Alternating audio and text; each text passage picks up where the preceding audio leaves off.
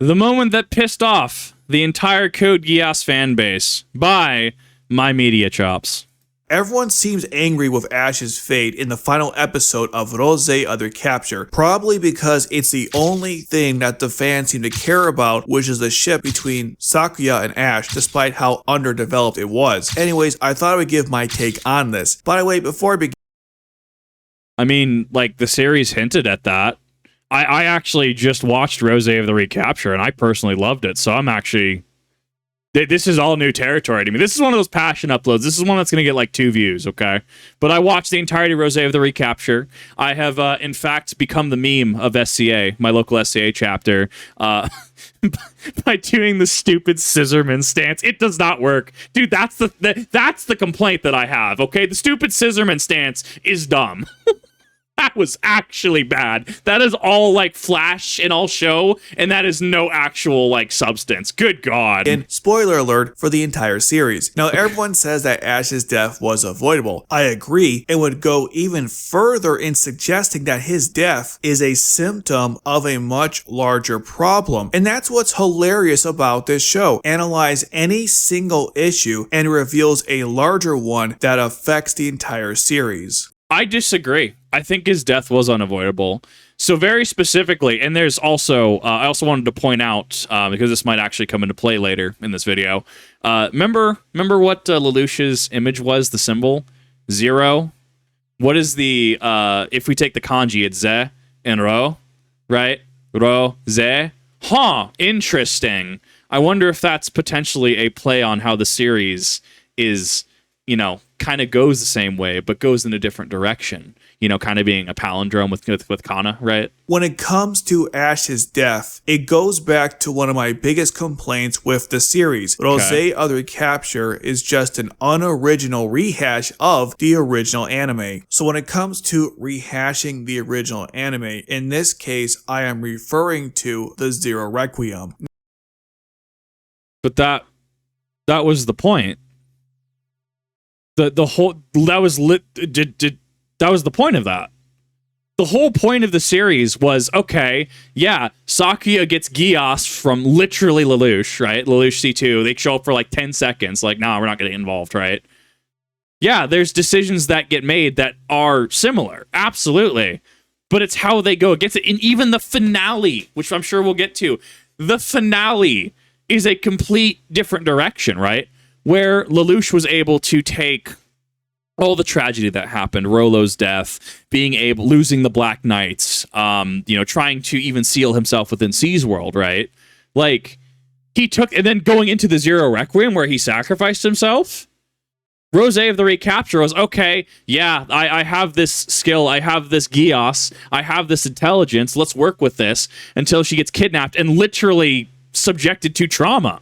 This is a series about going through trauma and finding your own conviction. So, like, was that not how other people interpreted that?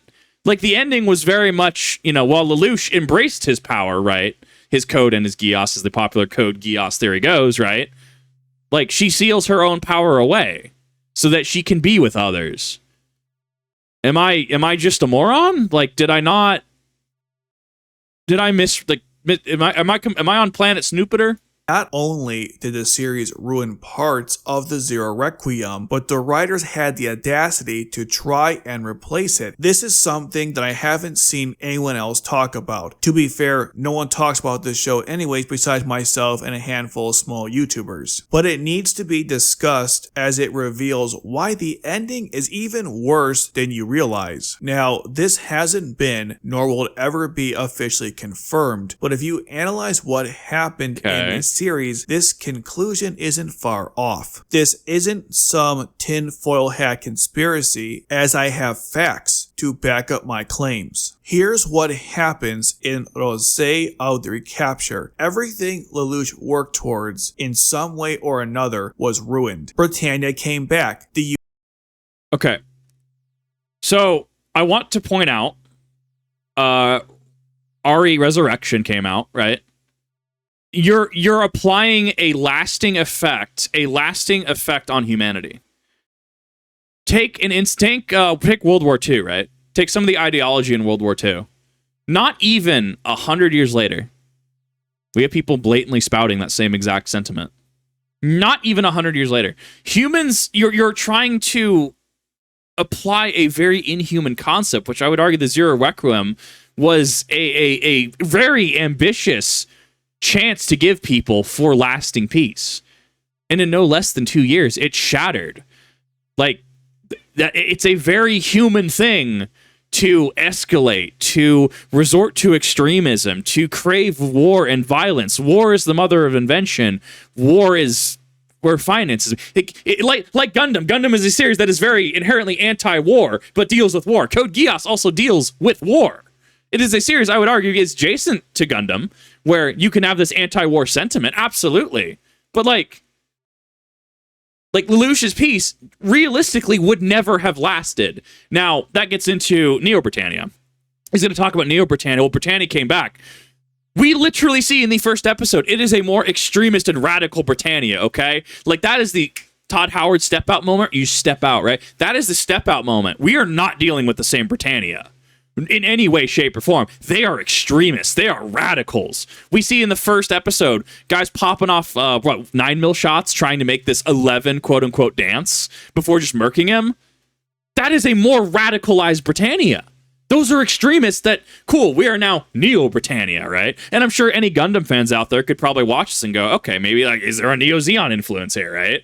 Like, I think there's a lot more Gundamisms in Rosé of the Recapture than a lot of people let on. Work towards, in some way or another, was ruined. Britannia came back. The UFN failed thanks to Kaguya and Schneizel retiring. Neo Britannia brought back the Damocles. That one was a little bit of a break to me, because the Damocles, at least at the end of R2, kind of flew into the sun. But I mean, you could easily... this probably was one of the re-movies, Re-1, Re-2, Re-3, like the movie trilogy before Resurrection. So this was probably alt. Even if you argue that they reconstructed it from scratch, the Damocles is still a symbol. They brought back a symbol of terror, a symbol of hate.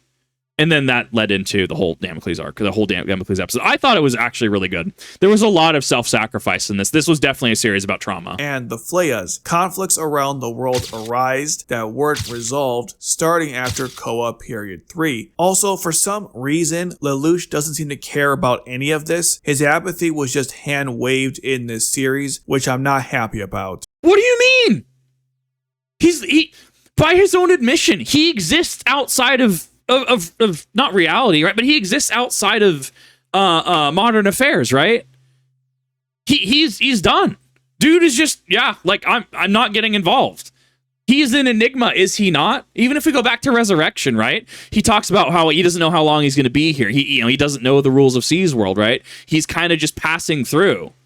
Like, that's an interesting viewpoint to have, one that I can definitely see. I can logically understand it, but I think it doesn't take Lelouch into... I think it doesn't take his character...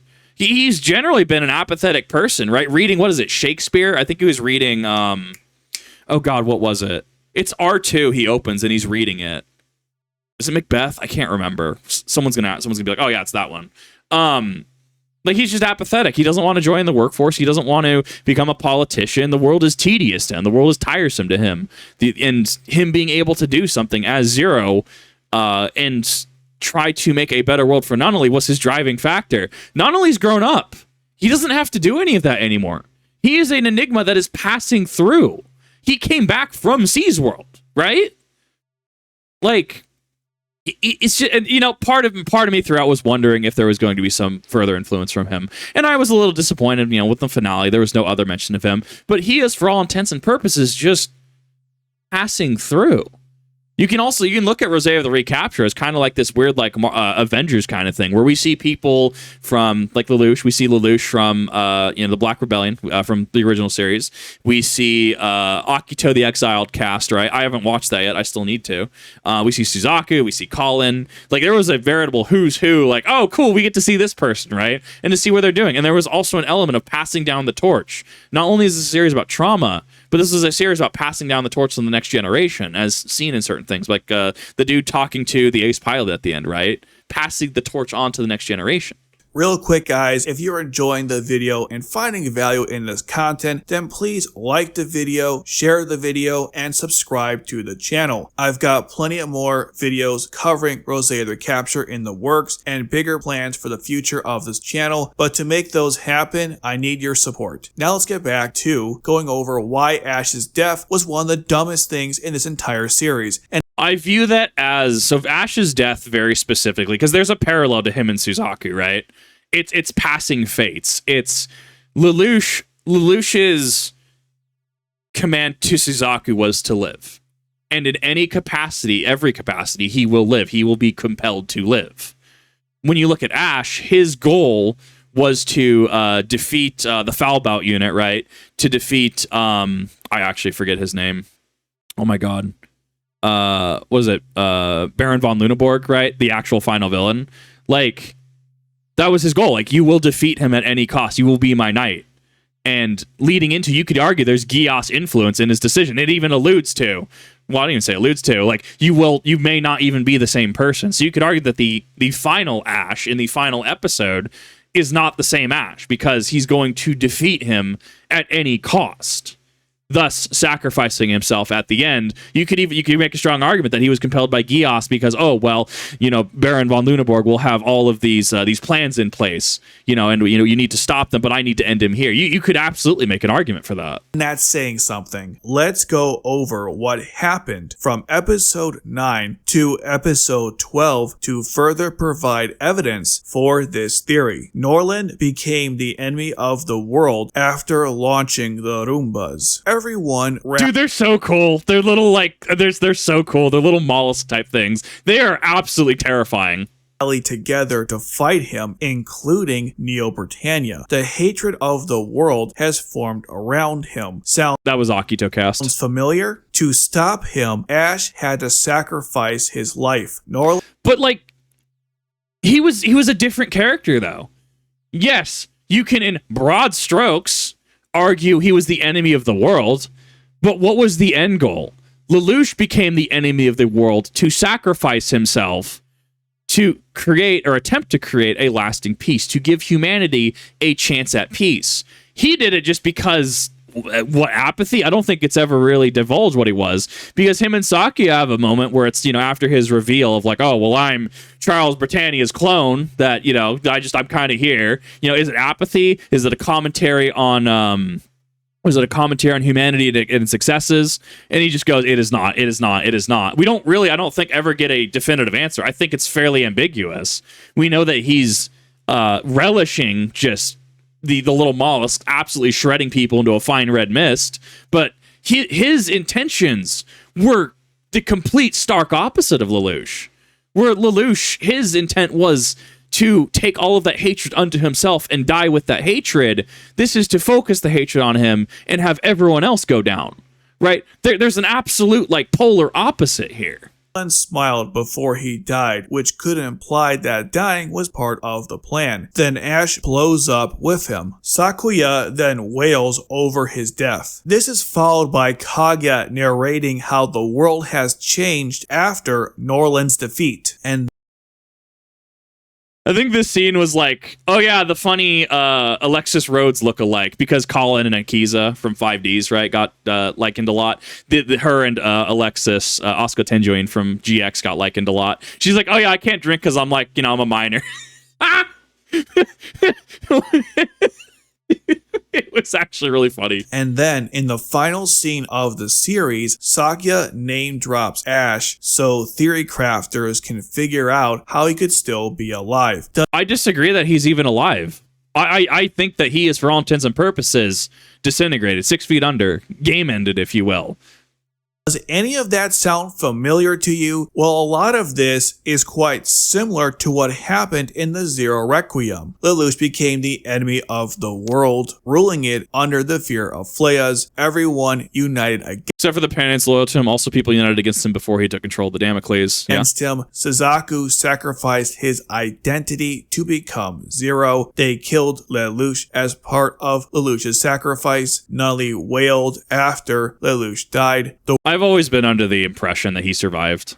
Like Charles gave him his code, or he obtained the code from Charles, and thus he was always alive. That's the theory that I subscribe to. I definitely subscribe to the Code Geass theory and have for a number of years. That being said, I understand where people would like that to be his final encounter, his final endeavor, his final act.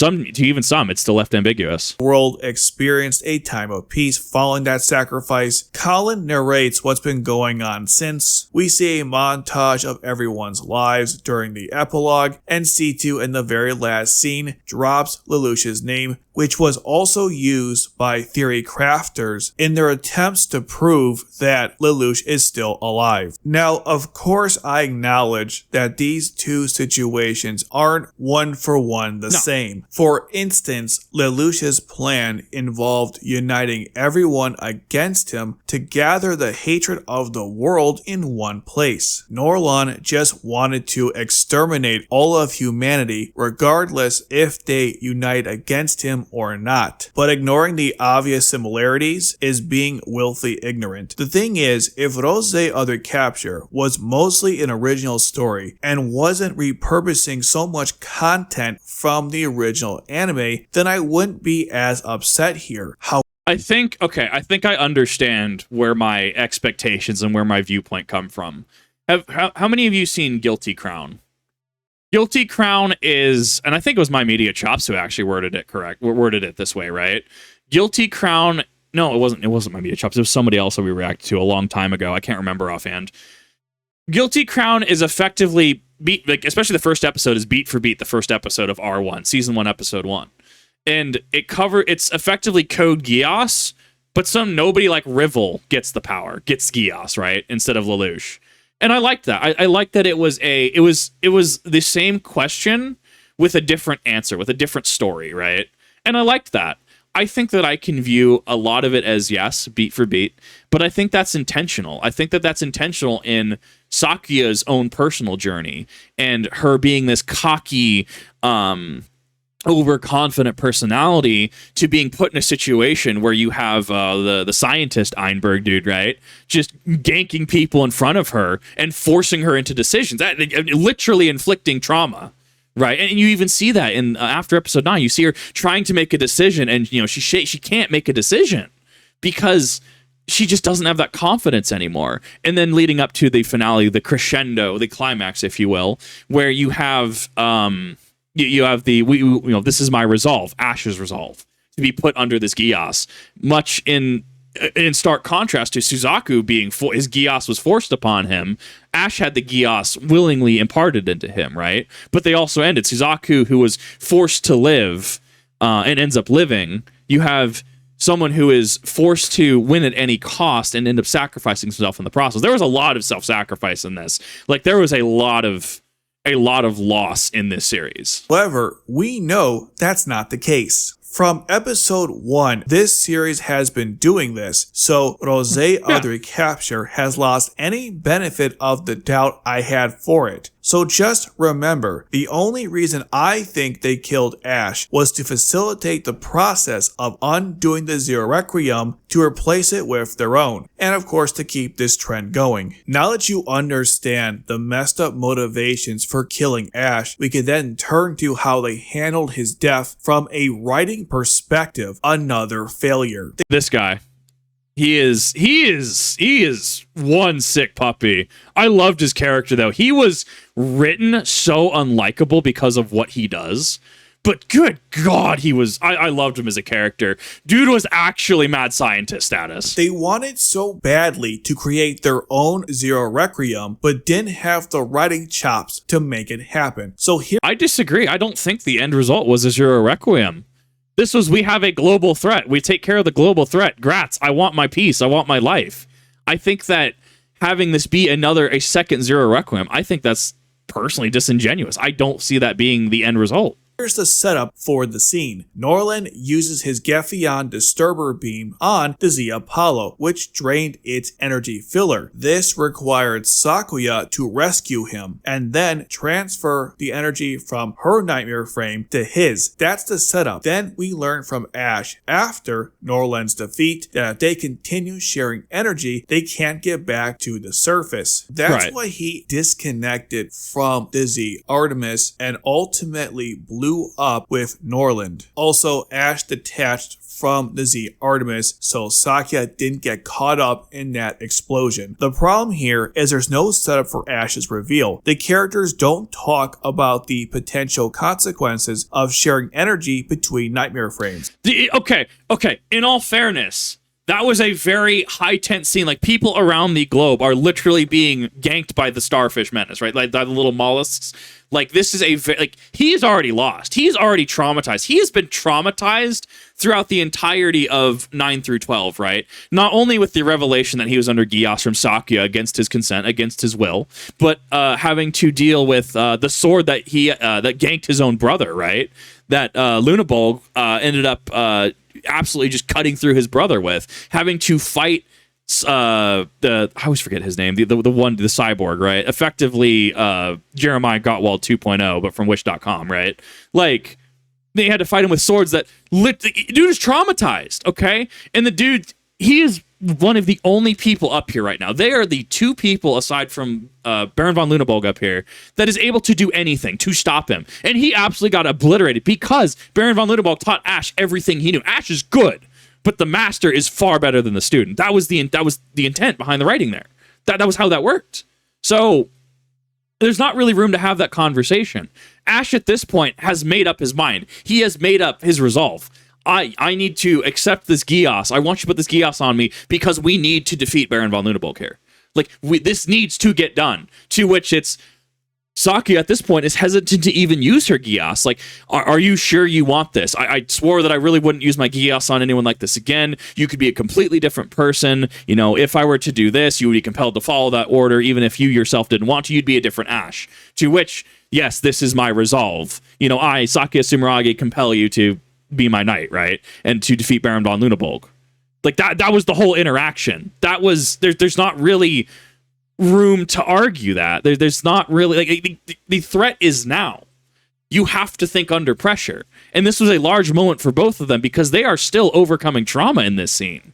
They also don't discuss what Norland might do after they defeat him. Instead, Ash reveals everything after the fact. Now, you can argue that Ash didn't bring this up earlier because maybe Sakuya wouldn't have gone through with the mission, but that doesn't work for several reasons. If Sakuya can transfer energy to the Z Apollo, then she can monitor it from her end, meaning she knows they have less This scene right here, keep an eye out for this specific scene where all these lasers are going and they're going fast. This was a consistent 60-second absolute just dodge fest to dodge all of these 14 approximate lasers. Any one of those is the laser that shut him down, okay? Very to the wire, very energy intensive, very skill intensive, right? Requires a lot of focus. 60 uninterrupted seconds of dodging 14 consistent beams, any of which is a one-hit kill. So, I want you to keep that in mind throughout this critique. Operational energy than normal. She doesn't need Ash to tell her this. I highly doubt that Sakuya doesn't understand the issues of transferring energy between nightmare frames, but yet doesn't bring it up as a potential reason to not do this. Also, if Ash had brought up the bomb issue earlier, Sakuya could have worked around it during the planning phase. By not incorporating this situation before the fighting starts, it ruins the tension of the scene. It also adds a contrived element to it. If Ash and Sakuya defeated Norland a few minutes earlier, then Ash doesn't have to die. If they defeat him a few minutes later, then both of them have to die. Irrelevant. Like, there was... Okay, so how do you rewrite that? Because at that point, you're looking at less of a critique and more of a rewrite. Ash lost at that point. He lost. Like, he got absolutely just bodied. Norland von Lunabulg was just too powerful. Like, dude was actually just that good. So Then he gets caught by Rose, and he's absolutely traumatized in the cockpit. He is like, I couldn't do it. I couldn't do anything, right? Dude is in disbelief. To which then he's like, I need you to put me under a Geass. To which then they enter the planning phase. They're trying, okay, so there's a minimum of what, 10 lasers on this thing? Okay, confirm we have 14 lasers on this thing. We need to have a 60-second uninterrupted just dodge fest in order to exhaust that power supply so it stops firing as fast. Then we can get close to it. Like, there is a sequence here, a very high-tension sequence here. So a lot of these criticisms, well, I think they'd be fair, are fair in a vacuum, right? When looking at how this was written, I think if you're going to incorporate that, a rewrite needs to be actually, like, brought to the table, right? Like, this is how you would rewrite that. That's why the characters should have discussed this before fighting Norland. This time limit was a key factor in the battle, and thus it was vital to include it in this part of the story. So while Sakia is counting down the amount of seconds for Norland's beams to cool down, she would also be monitoring the energy filler gauge, maybe even scanning for a bomb. But of course, none of this happens. It also would have made the payoff at the end satisfying instead of confusing and out of place. I think it's less a bomb and it's just more a self-destruct feature. We know nightmares have self-destruct features, right? We saw it prior in the series, right? Trying to get even to get up to that point, like Sakia being locked out of the biometrics thing for the was it the giant Geffion disturber, the A arch, right? I can't remember its name offhand. Like, dude that was put breaching charges on top of the power facility and blew himself up. It's less that it's a bomb and whether it's like a self-destruct sequence built into nightmare frames. So I don't know if that's really part of. Plus, like, we're gonna go back, right? Go back to this. Okay. There are two people in this, yes. It is taking both of their concentration, 100% like pro XQC gamer mode, right? To avoid 14 ongoing beams. Down, she would also be monitoring the energy filler gauge, maybe even scanning for a bomb. But of course, none of this happens. It also would have made the payoff at the end satisfying instead of confusing and out of place. One counter argument you can make is that the audience can put the pieces together themselves to make sense of this. And maybe you could, but that's not your job, as it defeats the purpose of storytelling to begin with. I am so sick and tired of people calling my requests for basic information like this spoon feeding. If you can't tell the difference between Charles' long, drawn-out expositional dialogue explaining the Ragnarok connection and Cecile telling Suzaku that the float unit uses more energy, so he needs to watch his operational time, then maybe you need to reconsider how you analyze media. Now, I mean, in regards to media analysis, let's look at this, right? Let's go back to not the Ragnarok connection. If you can't. So right here, this is a very show not tell. You don't need to explain this. This is obviously, I believe it's R1 specifically. This is early R1. This is looking at, I think it's Shinjuku on one side versus the other. This is the Britannian side of things. This is the cultured, quote unquote, side of the city, right? You know, very clean, very organized, very structural. You know, you got some like solar power up here. And then you look at the other side of things, the actual ghetto portion of this is where those filthy 11s go, and this is where, you know, well, you 11 monkeys lost, right?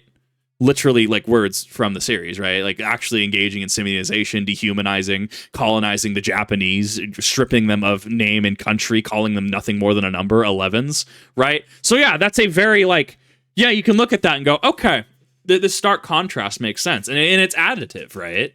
So I don't know. I'm having to kind of unpack the spoon feeding comment. I think that enough of it was implied. The ending definitely hit a little odd. That's one that I've had to kind of sit through. But I think it was left ambiguous on purpose, much in the way that R2 was left ambiguous on purpose. Is Lelouch alive or dead? Is he Schrodinger's main protagonist? Is he both alive and dead unless we see something? Is the Code Geass theory real? That's left ambiguous to a lot of people and was left ambiguous for a lot of time. Now we have Resurrection, which is effectively a rewrite, right? RE1, RE2, RE3, which is effectively a rewrite, and that, you know, kind of answers different questions, has a bunch of changes, right? Like Shirley's still alive. Even then, I headcanon Shirley into the main series because it's just like, yeah, I mean, we have like Jeremiah was brought back from the brink, right? Who's to say Shirley's not some sort of like augment? We even have clones now, right? With Baron von Lunenburg being Charles' clone, right? So there's definitely some new type elements as well, like definitely a lot more Gundam influence. But like things like this, you don't. Like, that's just environmental storytelling. You have the stark contrast from the rich Britannian side to the ghetto. Like, reasonably anyone should be able to pick stuff like this up. The difference between Charles' long, drawn-out expositional dialogue. Charles was very much a product of existentialism and villain monologuing. I love Charles, actually. As I've grown older, I actually find I have some Charles isms in a lot of my philosophy, but that's one of those that, you know, that's why I love watching the series. I have watched this series for over 10 years and I still come to different conclusions and see how I've grown along the way. It's actually very fascinating to have as kind of an anchor or a reference point. The Ragnarok connection, that was a tense scene and the exposition was additive, because reasonably you have no idea what's going on here without the explanation. Explaining the Ragnarok connection and Cecile telling Suzaku that the float unit uses more energy, so he needs to watch his operational time. And that's just a one-off comment, right?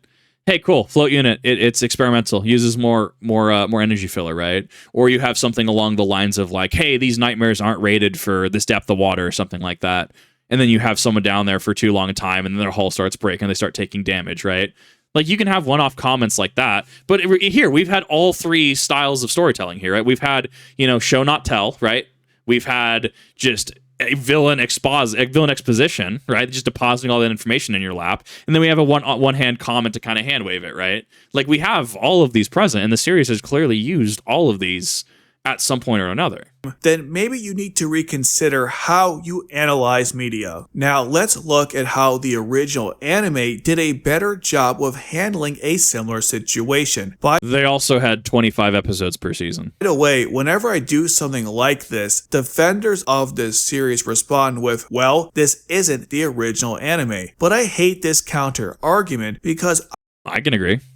I mean, I kind of hate that as, you know, okay, yeah, it's not the original anime. What do we have to gain here, right? I think that it's also, like, it is its own series. I don't know. It's odd, because, like, I understand the sentiment, and I understand especially when you have people that will critique it. Well, this isn't this, right? And even then, maybe I fall into this. Maybe I fall into this category of dissenting commenter, and it's entirely possible. I think that there are a lot of beat-for-beat isms from the original series. I think that it was answering a different question. It was following a different person's journey through and them coming to a different conclusion than the Lelouch did.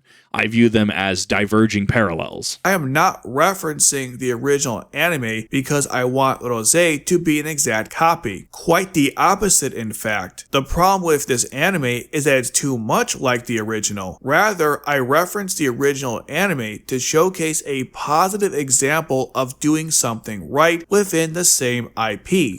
I think that's fair. I think that's reasonable. Hey, I'm referencing this because I'm showing how this can be done by, you know, the same company to greater effect. That's different than just saying, Lamau, this isn't Code Geass R3 or R4, Lamau.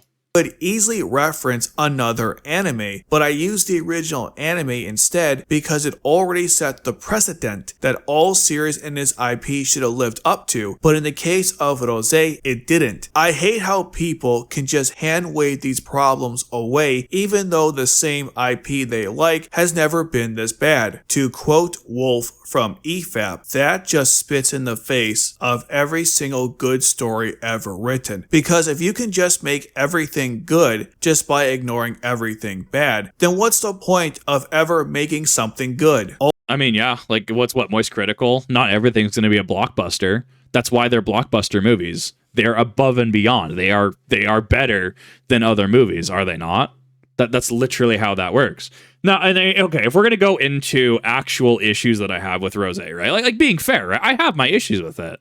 Like the stupid fucking scissor stance, dude. I hate that. Oh god, I hated that. That was objectively awful. Like as somebody that does swords, right? And even then I went out to SCA and I'm like, so this is what the stance is. And they looked at me and they're just like, but that's actually just bad. That's not how that works. It is all flashy. I understand what they were trying to do. I understand that they kind of wanted this like unique thing. But you know, crossing two reverse grip swords in a scissor like formation is not necessarily gonna fucking work. It's not. I think that especially 9 through 12 went fairly quick. I did like the intensity, especially when you had the Einberg dude just ganking people in front of Sakia, trying to get her to use her Geass. Dude was ruthless. Dude was an actual, like, extremist. He was, oh my god, like, what? Dude was probably actually psychopathic. And I mean that in the best way, because, like, the dude just didn't He didn't register or chose not to register that these were humans he was just, you know, zero-summing, just game-ending at the flick of a switch, trying to traumatize Saki into doing what he wanted, right? Like, dude was, oh my god. Like, 9 through 12 went fairly quick. I think the pacing was pretty bad. I think some of the setup early was good, but as things moved on really, really quickly, just didn't hit. I didn't like the 3D animation. I personally liked the style of the original. Like, you can get some cutesy things, like, you know, the White Queen. You get her, you know, ooh-woo nightmare frame doing some poses and stuff. But for all intents and purposes, you just don't. I don't think that they could have padded this out to a full 25, like a full season. I think a half season, that 12 was really the sweet spot that they could manage. Lack of a decisive factors on the ending. I mean, you could argue, well, we didn't get to see, you know, like, where was Shirley, where's Millie, where's Rivals, like, Rivel. But, like, I think there's a number of things that you can absolutely argue. And I definitely have my fair critiques about the series. I think that certain characters, like, you know, Jeremiah Gottwald 2.0, kind of got game-ended in a very anticlimactic way. But you could even argue, like, him getting game-ended in an anticlimactic way he was a nobody. He tried to be a somebody, but he was a nobody. Much in the same way that the Harry Potter movies ruined Voldemort, right? In the books, did he not, after the seventh Horcrux was defeated, or was destroyed, and he was defeated, he was just there. He was laying. He didn't have this movie thing where he just, like, you know, his wand faltered and he just kind of faded into, like, this ash kind of thing. No, he was, for all intents and purposes, someone who tried to defy death by splitting his soul into more than 7 pieces. And he was a nobody. He was Tom Marvolo Riddle. He wasn't this great, yeah, sure, Lord Voldemort by name, right? But he wasn't this defier of death. In the end, death still came from the end, right? So we can absolutely argue certain things like that. It's not even playing devil's advocate. It's trying to say, okay, but why does this work? Why does this not work? I think that the out of nowhere dude being cyborg now kind of threw me off. I thought that was a little cheeky. It's very interesting that they kind of hand waved. Oh, well, I went through the burnt records of Geass, right? And that's how they got the Geass canceller. Like, I mean, there's absolutely things. 9 through 12 was just, it was so quick, dude. It was so quick. They could have padded that out a couple more episodes to fit everything. I think they did the best that they could within the constraints that they had, but they definitely, some things could have been definitely a little clearer, and things could have definitely flown together better. Like, they could have flowed into each other a little better. Also, on a different but related point, there's this interesting dichotomy where the writers seem to only incorporate the failures from the original anime and not its successes. Examples include copying the last-minute nature of the Ragnarok connection with the Roomba plan, doubling down on the fan service, having too many characters, providing even less explanation for things, which ruins the world building of the series, and so forth. It's been over a decade since that anime came out, so why haven't they learned from those mistakes? You can't defend this crap anymore. It's almost like the writers behind this show don't understand or care to understand why the original anime worked. So now to the better example. In episode 20 of R1, Suzaku heads out to face Kawasaki and his army of Chinese nightmare frames. Before Suzaku heads out to battle in his Lancelot flight enabled version, Cecile warns him him that his float unit consumes energy at a higher rate, so he needs to pay attention to his operational time limit. In other words, watch the gas tank. This creates tension in the episode because not only does Suzaku have to stop Kawasaki's invasion of Japan, but now has a time limit in which to do it. This forced Suzaku to land earlier during the mission to handle the ground forces instead of taking them out by air. Eventually, he loses his float unit and sees that the energy filler is almost empty. Later on, during his conversation with Euphemia, Suzaku's final request to her is to lie about his upcoming death, and then his energy filler runs out. And even before this, we see Suzaku trying his best to fight against insurmountable odds. Of course, Suzaku doesn't die as Lelouch saved him in the Gwain. What makes this Dude, I love the Gwain. I've been trying to see if I can find a gunpla kit of it. It's such a good nightmare. Works so well is that they set up the issue with the energy filler before he went out to battle, and the payoff is Yuffie's confession and Lelouch saving him at the last second. Now imagine if this followed the Rose approach and only brought up the energy filler issue right before Lelouch saved him. Okay, so I get what's going on here. I get that we're talking about I understand what he's getting at. He's trying to get at the setup isn't there, therefore the stakes are unknown until it's necessary for plot convenience, right? So the way that he's pitching this should have been done in Rose is, but we only have enough energy to do that. And you know what? I can concede that. I think I can reasonably concede that having a, but we only have enough energy. But even then you can weave it into, we have a single shot at this, right? We only have enough energy, from I can't remember the actual flying mech's name. But we have enough for, a single try at this. We have to get this right the first time, right? And that, leads into the Geass conversation. I could see a rewrite of that. Once again, we're proposing rewrites at that point. I understand where he's coming from, though. I understand where his criticism is.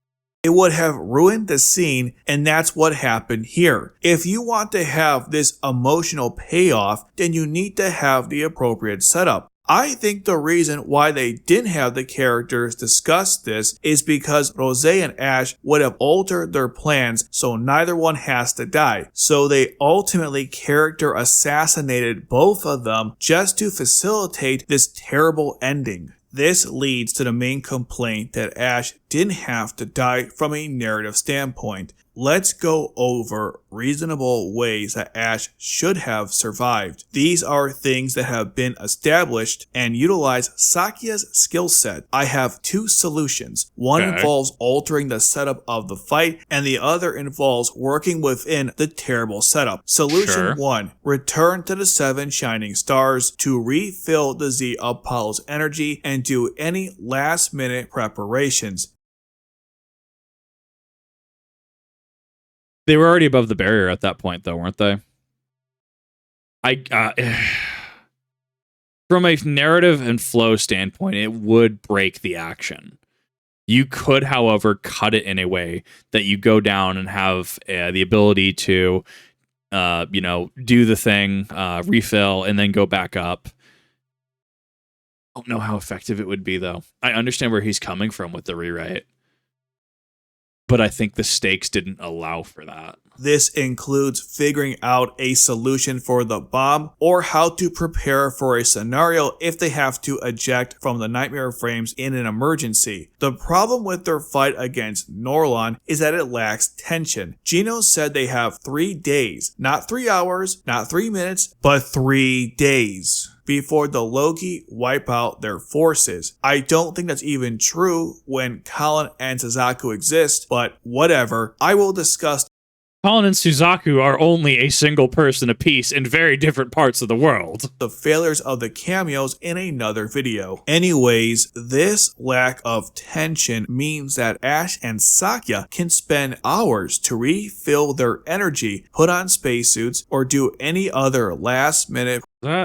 What's her face from Double O? Refill their energy, put on That's Soma Pyrrhus. spacesuits, or do any other last-minute preparations before the final battle. Norlon isn't going anywhere, and based on his previous actions, isn't going to stop Ash and Sakya from leaving the battlefield. He didn't kill them despite having so many opportunities to do so. This is another example of them not learning from the past writing mistakes. In this case, it's copying the stupidity behind turn 10 where Colin decided to fight Shinkai before the Gurren Flight enabled version received a brand new energy filler. In both situations, they didn't have to fight the boss right away and had time to prepare. In their infinite wisdom, they did a terrible job at recreating the same tension during the Zero Requiem. Lelouch had to stop Schneisel now because he was going to launch the flares around the world. The longer he takes to stop Schneisel, the harder it's going to be. Also, if Schneisel reaches a certain point in the atmosphere with the Damocles, then even the Nightmare Frames can't reach him. The same time limit applies to his fight against Charles. If he doesn't confront him then and there in C's world, then the Ragnarok connection occurs and it's game over. The problem here is that Norland has already started the Roomba connection before the final battle. Besides preventing more casualties, there aren't any significant consequences if they took time to prepare before fighting Norland. But that's the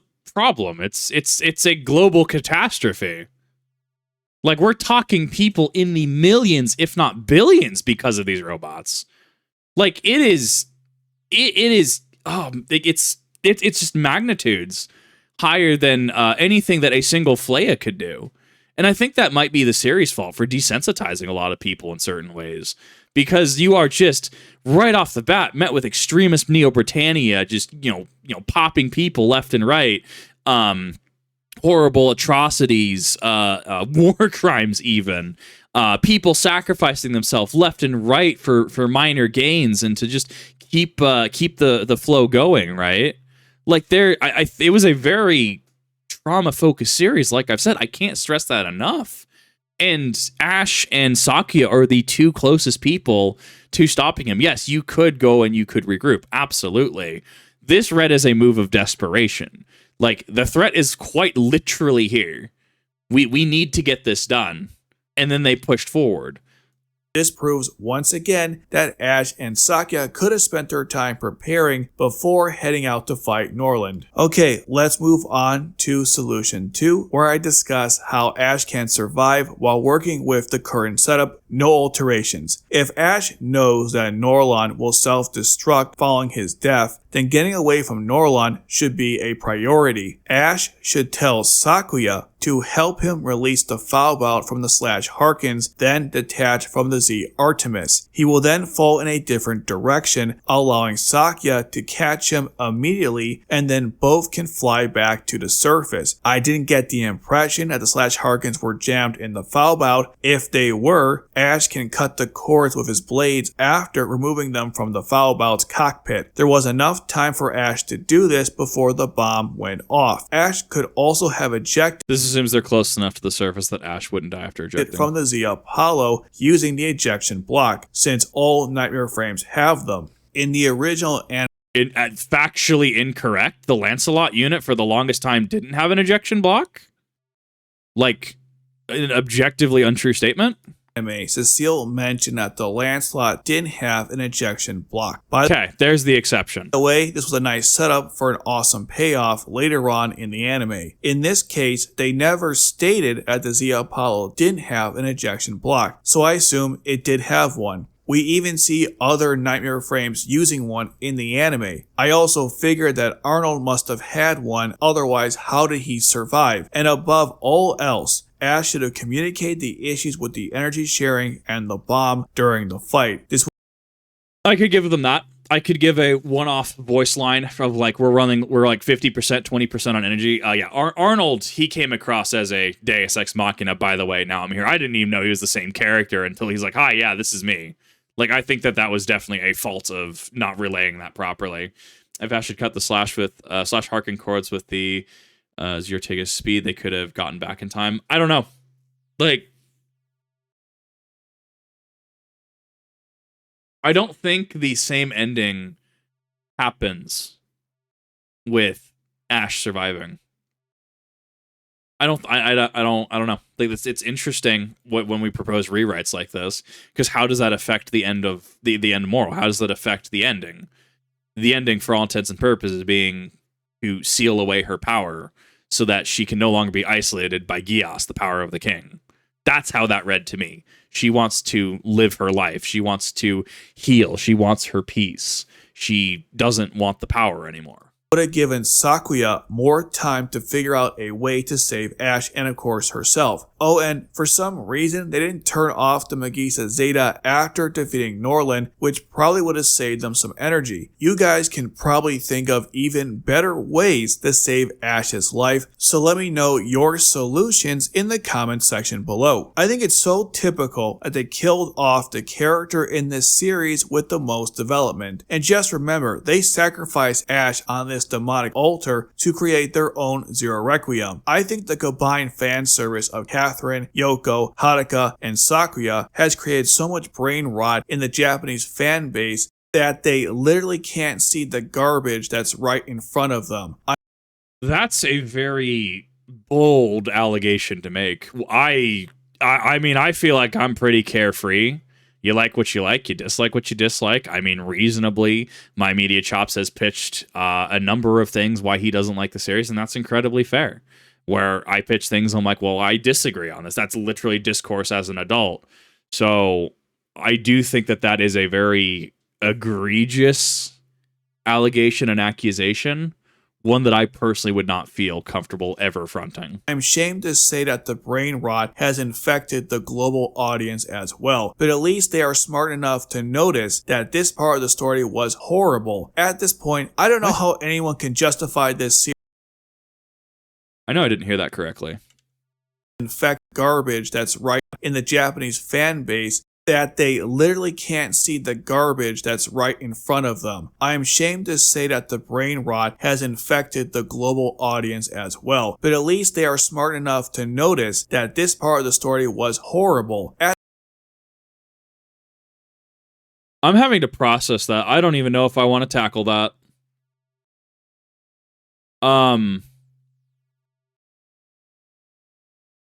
That's a statement. That is most certainly a statement of all time.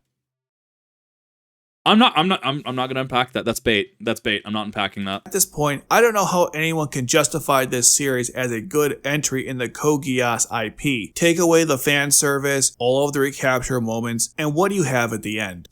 You have a story about trauma. You have a story about healing. You have a story that tries to be over the top and answers the same questions that the original Code Geass did. Yes, beat for beat, right? The opening literally had a chess game. You had the use of the power in episode 1. You have breaking into a prison. You have dealing with traumatic consequences. You have losing a loved one, and then coming to your own answer. Saki is her own individual, so therefore answering a different question when given these same story beats. Sakuya is not Lelouch 2.0. Sakuya is her own independent person. Like, I think that this is a great chapter in regards to it being a good beginning that they could dive off onto. I know I've seen the popular comment of like, oh, well, they're just trying to make a Gundam 2.0 and like, or another Gundam. Yeah, okay, it's Sunrise. What is Code Geass? Sunrise and Clamp, right? It's an IP they have lying around. I'm glad to get anything Code Geass related. Oh, darn. If I want to watch Gundam, I'll just watch Gundam, right? Like, I mean, aside from quite literally this on screen. Some awesome nightmare frame. Aside from this, it pisses me off and takes me out of the... Like, oh, God, it rips me out of the series every time I see it. Oh, but that's because I actually sword fight. I thought it was a good series. I thought it was great. I thought it brought a lot to the table. I liked its emphasis on trauma. I liked its emphasis on overcoming trauma specifically. I liked its emphasis on the evils of humanity, specifically with Einberg dude, right? Scientist dude. I liked the, sure, fan service, whatever. Dude, I hand wave that. I actually, unironically, watch High School of the Dead for the plot. And I'm not talking about the plot, the actual story beats. Very broad strokes, very corny, very cheesy, very ahead of its time, in my opinion, especially because it tackles things like nuclear warfare and society. And that being said, it's a very human series, right? A series about self-sacrifice so that others may live. Like, I mean, sure, I can absolutely disagree with story beats. I can absolutely disagree with how certain scenes are written. But, like, would I say this is an absolute trash dog water series? No. Like, I think that's the wrong takeaway. Action, paper-thin characters, a plot that ended before it started, terrible world building, and a plot to kill all of humanity with human blending machines. Ash deserved better, and so did the fans of Code Geass. There's a lot to unpack with that. So I want to, first and foremost, I do want to stress not to ever harass anybody, not to ever bully anybody, not to berate them, belittle them, right? I don't ever want somebody to come out being like, well, I need to go harass this individual, right? I think MyMediaChops, I think they brought up some interesting points. I do think that we definitely have different views on that.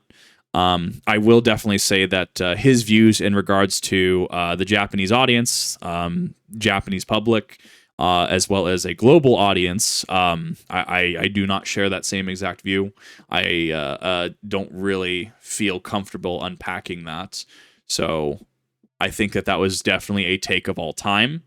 At the end of the day, if you don't like the series, you don't like the series. That's perfectly fine. And I think there's reasonable, defensible things that MyMediaChops has put out here. Absolutely. I do, however, think that there are reasons to like the series. I think that there's ways people can like the series. I like some what they brought to the table, some of the themes which I've absolutely hammered into the ground throughout this video. I think that there is something here if you are looking for it. If you're looking for a decent story, if you're looking for something to critique, if you're looking for a continuation of Code Geass, I do think that there are things here. I think it was a decently put together video. Because of the Japanese and global comment, I will most likely not react to MyMediaChops again. However, we've been here for about 55 minutes, so definitely something I felt really passionate about, something that I wanted to kind of have a discussion about. I personally like the series. That being said, it is perfectly reasonable, personally acceptable if you do not like the series, and if you do have critiques along these lines, that is also perfectly valid, right? We're all adults. We can have discourse, like he was saying in this video.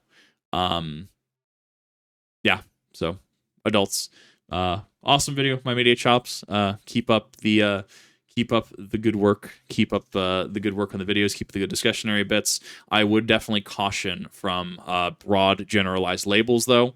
I don't necessarily have insights you may have into the Japanese public versus the global public, global audience. I would definitely make sure to be cognizant about saying stuff like that, though, just as a advice from a very small creator to you. So thank you for watching. As I said, do not harass, bully any shape, form of anyone.